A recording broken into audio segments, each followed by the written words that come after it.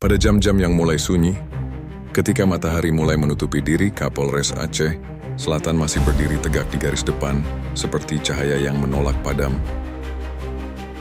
Banjir susulan kembali merendam ruas Jalan Nasional Tapak Tuan Medan pada Jumat, 5 Desember 2025, tepatnya di Gampong Ladang Rimba, Kecamatan Trumon, Kabupaten Aceh Selatan.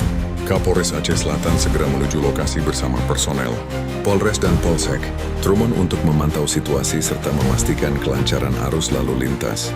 Setibanya di tempat kejadian, Kapolres langsung memimpin pengaturan kendaraan dan memberikan instruksi kepada personel agar pengguna jalan dapat melintas dengan aman.